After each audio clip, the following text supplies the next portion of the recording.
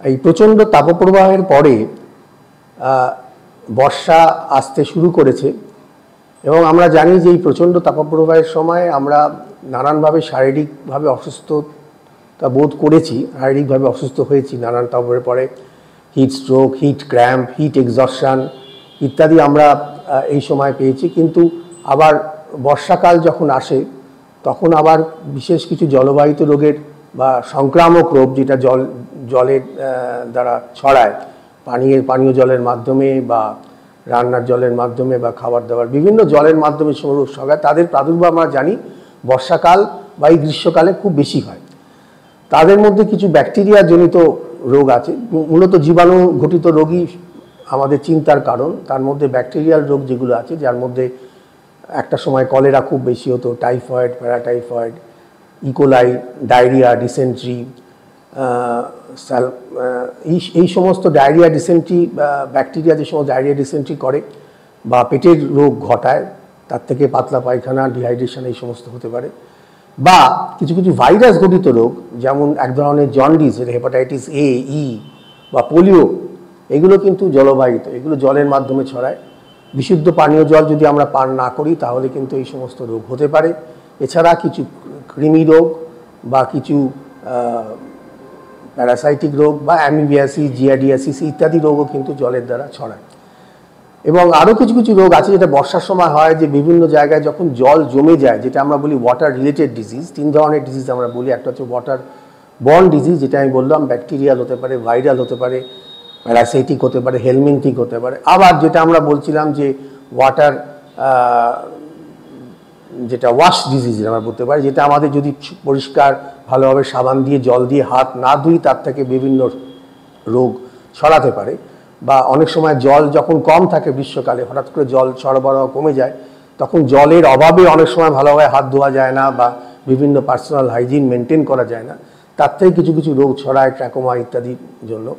আবার বিভিন্ন জায়গায় বর্ষার সময় যখন জল জমে যায়, সেই জলে যখন মশা ডিম পাড়ে এবং তার থেকে ম্যালেরিয়া, ডেঙ্গু, চিকেনগুনিয়া, যেগুলো আমরা জানি বর্ষাকালে মশাবাহিত রোগ, সেগুলো কিন্তু আস্তে আস্তে এদের প্রাদুর্ভাব এই সময় ছড়িয়ে পড়ে।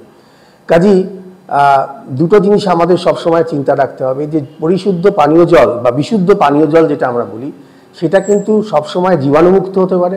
ক্ষতিকারক জীবাণু যেগুলো আমরা বলতে পারি, ক্ষতিকারক ব্যাকটেরিয়া, ভাইরাস, প্যারাসাইট বা হেলমিন, এগুলো যাতে তাতে ফ্রি থাকে, বা ক্ষতিকারক কেমিক্যাল কন্টামিনেন্ট যাতে না থাকে। কারণ আমরা জানি বর্ষাকালে জলের স্তর যখন মাটির তলায় জলের স্তর নেমে যায় এবং যখন অতিরিক্ত পরিমাণে আমরা জল টিউবওয়েলের সাহায্যে তুলি বা কৃষিক্ষেত্রে যে ভূগর্ভস্থ জল আমরা ব্যবহার করি, এতে ভূগর্ভস্থ জলের স্তর যখন কমে যায় তখন তার থেকে বিভিন্ন কেমিক্যাল টক্সিন যেমন আর্সেনিক, ফ্লোরাইড ইত্যাদি জলের সঙ্গে মিশে যায় এবং সেই জল যখন আমরা পানে খাওয়ার জন্য বা রান্নার জন্য ব্যবহার করি, তাহলে এই কেমিক্যালগুলো আমাদের শরীরে ঢুকে বিভিন্ন বিষক্রিয়া ঘটায়।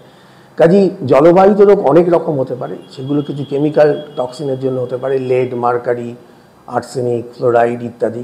কোনো জীবাণু ঘটিত হতে পারে, যেটা এক্ষুনি বললাম যে cholera, typhoid, diarrhoea, dysentery, E. coli যেটা ডায়রিয়া হতে পারে, বা ভাইরাস, হেপাটাইটিস এ, জন্ডিস এখান থেকে হতে পারে, হেপাটাইটিস এ, ই বা জিয়ার্ডিয়াসিস, অ্যামিবিয়াসিস বা অন্যান্য কৃমি রোগ ইত্যাদি যেমন হতে পারে, বিভিন্ন কেমিক্যাল বা টক্সিনের জন্য হতে পারে। এই জলবাহিত রোগগুলোর থেকে বাঁচার একমাত্র উপায়, গরমকালে যখন আমরা বেরোবো অত্যন্ত তাপপ্রবাহের সময় বাইরের জল বা আঢাকা খাবার দাবার না খাওয়া, সেটা একটা বড় ব্যাপার।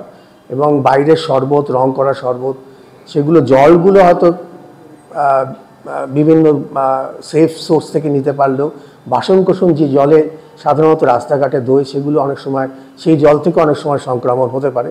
একটা বালতির মধ্যে, একটা গামলার মধ্যে জল জমিয়ে সেখানে থালাগুলো বারবার ধুয়ে দিচ্ছে।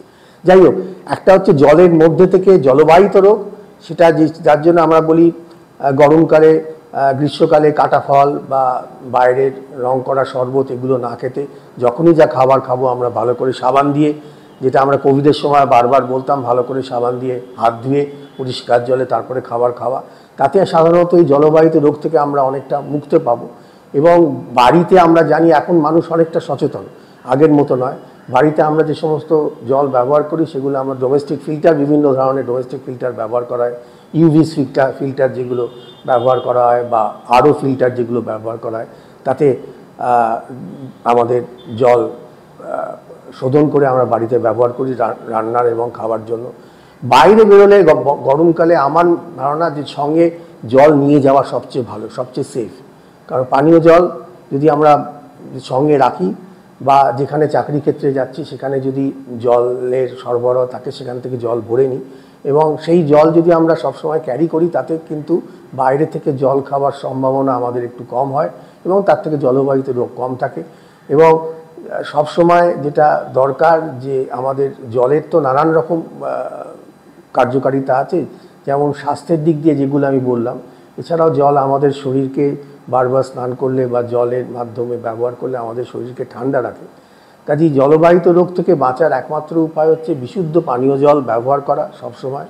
রাস্তাঘাটে যেখানে সেখানে জল না খাওয়া, কাটা ফল বা যে আঢাকা খাবার দাবার যাতে আমরা না খাই, সেখানে যেমন মাছি টাছি বসে তার থেকে যেরকম সংক্রামক রোগ ছড়াতে পারে, আবার যে জলে সেগুলো ধোয়া হয় সেই জল থেকেও যদি বিশুদ্ধ পানীয় জল না হয় তার থেকেও নানা রকম সংক্রামক রোগ ছড়াতে পারে।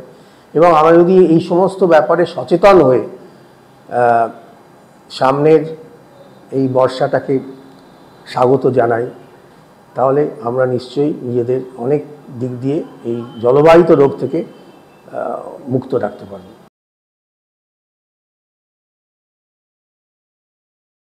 জলবাহিত রোগের উপসর্গ বলতে আমরা যেটা বলি যে হঠাৎ করে পেটে ব্যথা, তারপরে পাতলা পায়খানা বা তার সঙ্গে ডিহাইড্রেশন যেটা আমরা বলি, শরীরে জলশূন্যতা, এবং কিছু কিছু ক্ষেত্রে যেহেতু হেপাটাইটিস অনেক সময় জলের এক ধরনের হেপাটাইটিস এগুলো জলের মাধ্যমে ছড়ায়, অনেক সময় জন্ডিস দেখা যায়, চোখ হলুদ হয়ে যায়, পেচ্ছাপ হলুদ হয়ে যায় এবং পরবর্তীকালে তার থেকে নানান রকম কমপ্লিকেশান হতে পারে।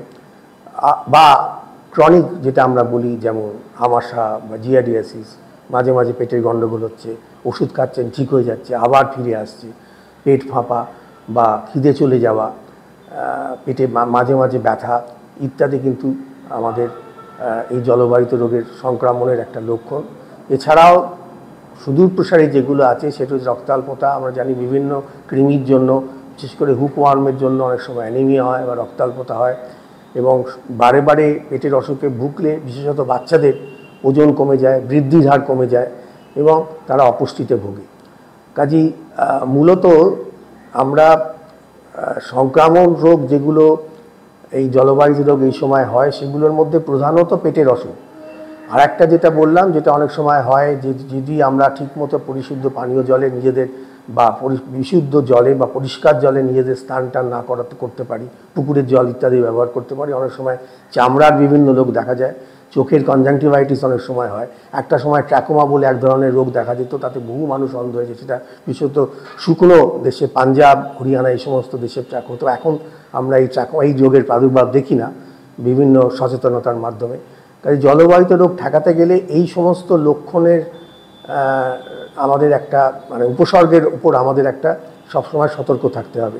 যদি যেই এই সমস্ত লক্ষণ আমরা দেখব, পেটের গণ্ডগোল হোক বা চামড়ার রোগ হোক বা চোখের সমস্যা হোক, তখনই আমরা চিকিৎসকের পরামর্শে আমাদের চিকিৎসা করিয়ে নেব, যাতে পরবর্তীকালে এই রোগটা না হয়।